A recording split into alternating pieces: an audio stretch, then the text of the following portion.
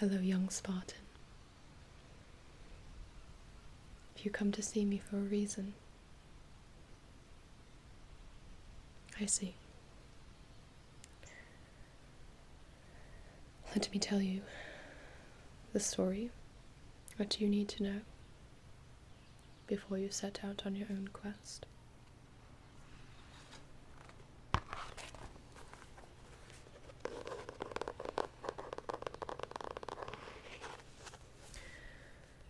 This is the story of Leonidas, my husband, King of Sparta, and I, Gorgo, Queen of Sparta.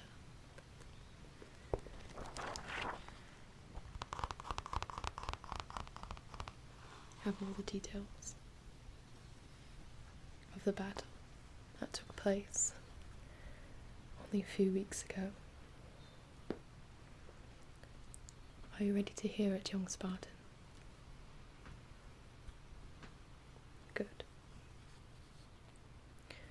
Let me tell you about Leonidas at Thermopylae. Do you have time?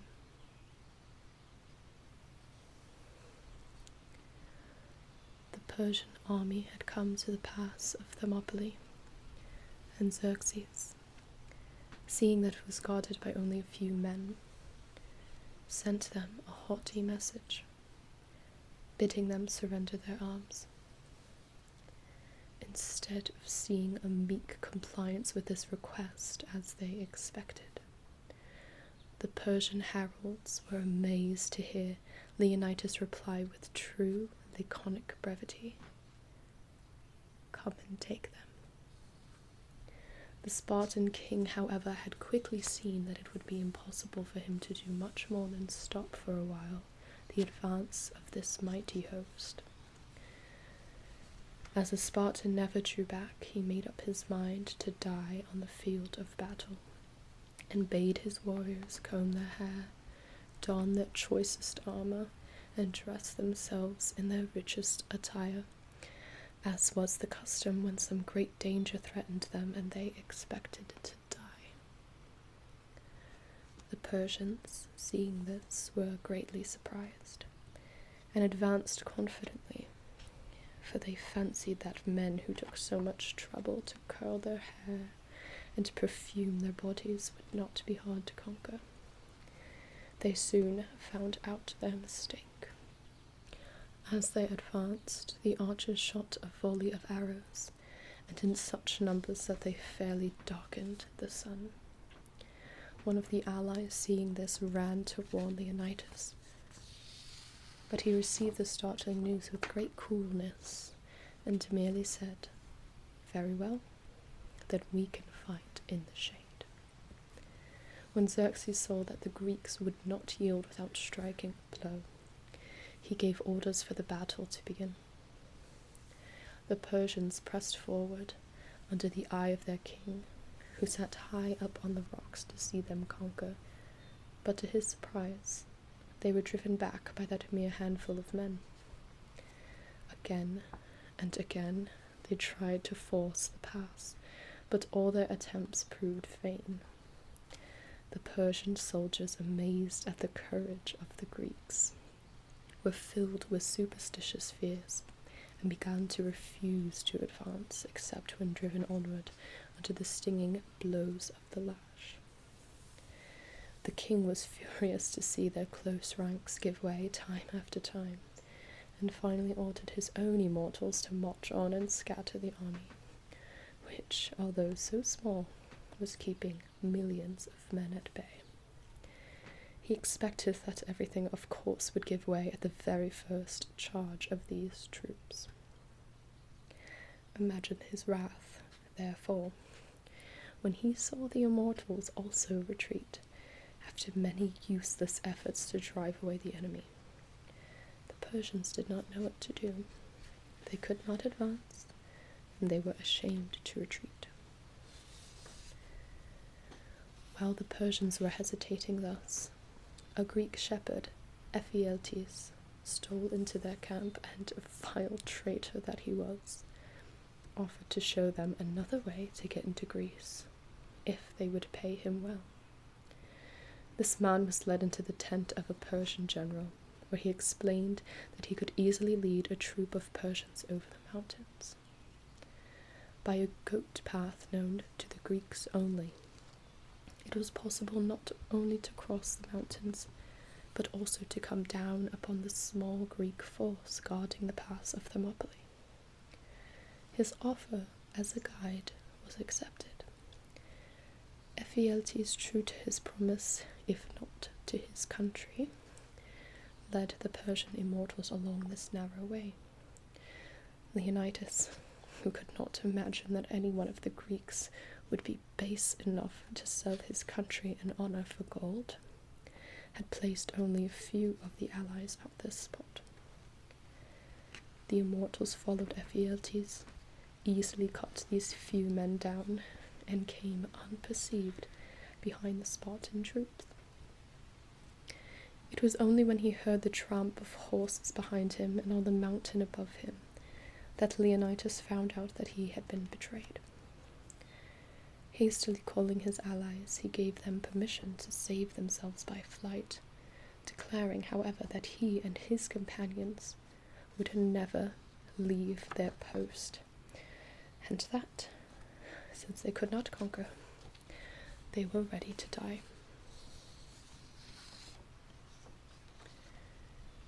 Some of the allies took advantage of this permission to escape, but 700 Thespians nobly chose to remain with the Spartans. With the courage of despair, these men now fought against the Persians before and behind them, selling their lives as dearly as possible. In spite of the odds against them, they refused to surrender, and finally fell, one after another, on the spot which they had undertaken to guard. Their bodies, which were found almost in a heap, for they had scorned to fly, were honourably buried in a single mound, over which rose a monument with this modest inscription: "Go, passer-by, at Sparta tell, obedient to her law we fell." The Persians had forced their way into Greece. No king could check their further advances, so the mighty army swept southward. The first place of note on their way to Athens was Delphi, the site of the sacred temple, where great treasures were stored. The Greeks knew that the Persians did not worship the same gods, and feared that they might rob the temple. So they now eagerly questioned the oracle to find out whether they should not assemble there in its defense. To their surprise, the oracle proudly replied, "The gods will take care of their own," and bade them rather use their strength to defend their own homes. The Persians marched into the rocky gorge leading to the temple at Delphi, but just as they were entering the valley, a terrible thunderstorm broke forth. The darkness became so great that the soldiers lost their way. The rocks rolled and crashed down upon them, and the Persian soldiers, filled with dread, beat a hasty retreat and never again dared venture into this valley. In the meanwhile, the Greek fleet at Artemisium had held the Persian vessels at bay, until news was brought of the death of Leonidas and the passage of Thermopylae. Then the Greeks sailed as fast as they could towards Athens, knowing that they would be needed there to defeat the city. The various allies, sure that it would be quite useless to try to defend the northern part of Greece any longer, retreated into the Peloponnesus and, hoping to prevent the Persians from entering there, hastily began to build a huge wall all across the isthmus of Corinth, which is only about 5 miles wide.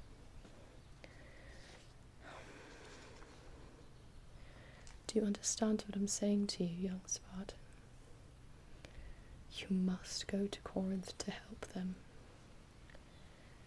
You were too young to join the 300 Spartans at the Battle of Thermopylae, but you're ready now. Imagine having 300,000 men behind you instead of 300. An incredible number, almost unfathomable. I want you to take this.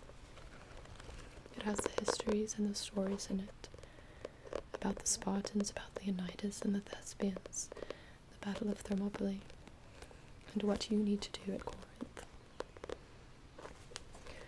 I will pack you a bag. I want you to take this pouch. In it, I will put the journal along with these antlers. Each part of the antler will protect you and your men in battle. You must be a fierce leader.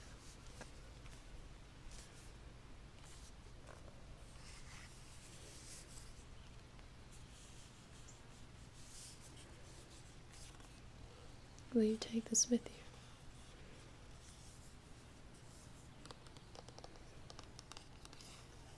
Thank you.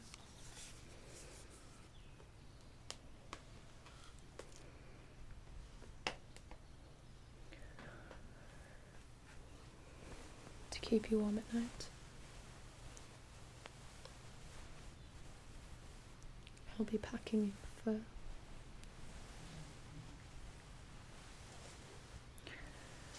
Double bonded in leather.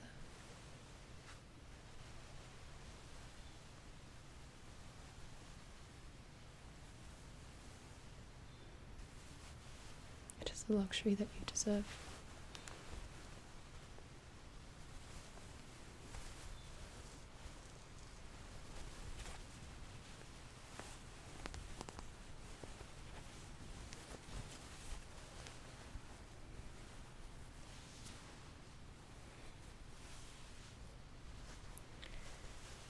Use this on the cold nights. Your enemy is too afraid to strike you in the darkness.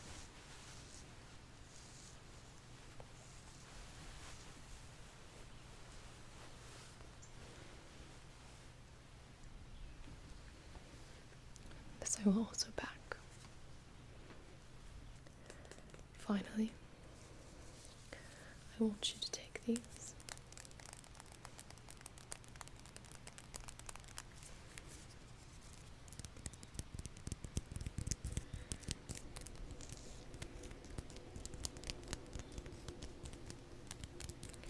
Two candles. One burned on the wedding day between Leonidas and myself, and one on the birthday of our son.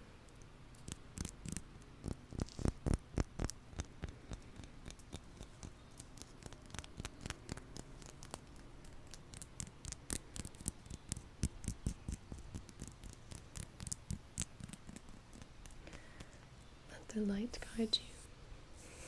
They will burn for many, many, many hours. I have no use for them anymore.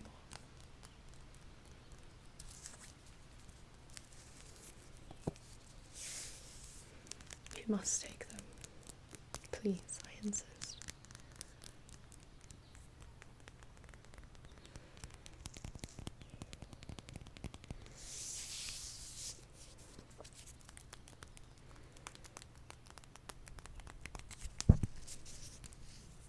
Okay, I'll put them in your bag. Are you ready to prepare? I see.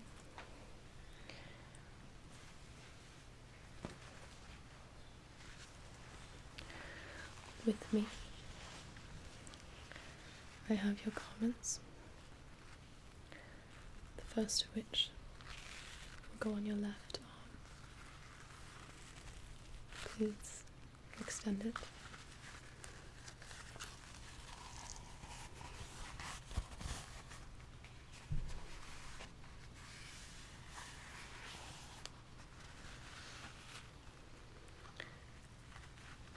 will tie these wraps around to keep a leather bonded to your body.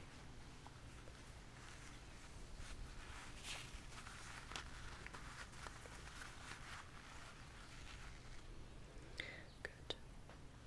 Now the other.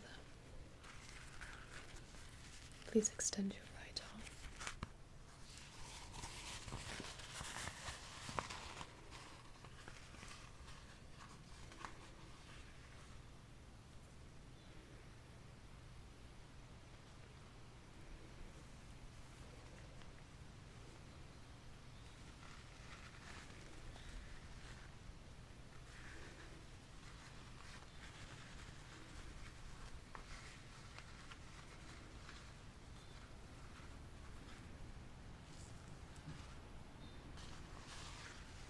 Very good.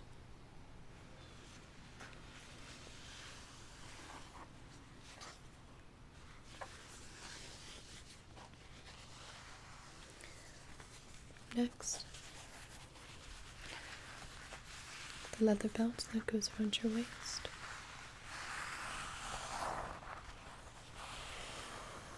Handmade by the women of Sparta. Fit for a true leader like yourself.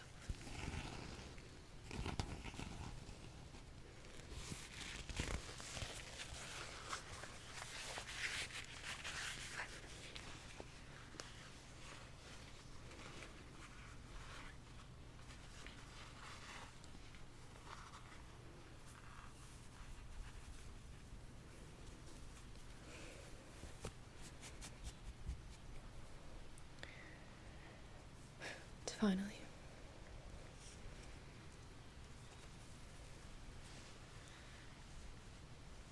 your cape.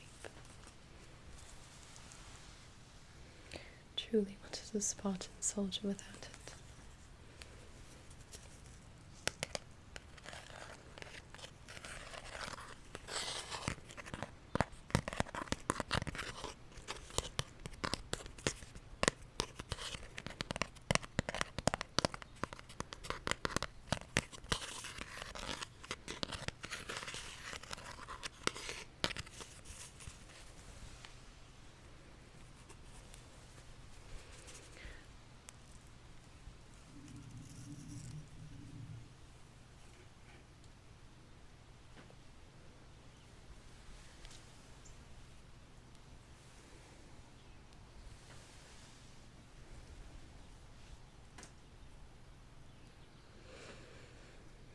You have your sword and your shield. You have the bag that I've packed you. You have the journal, the stories. I think that you're ready to go lead the Spartans into battle. Now you go and you tell them what I told you. And if they try to tell you that it's madness, you say no. This is Sparta.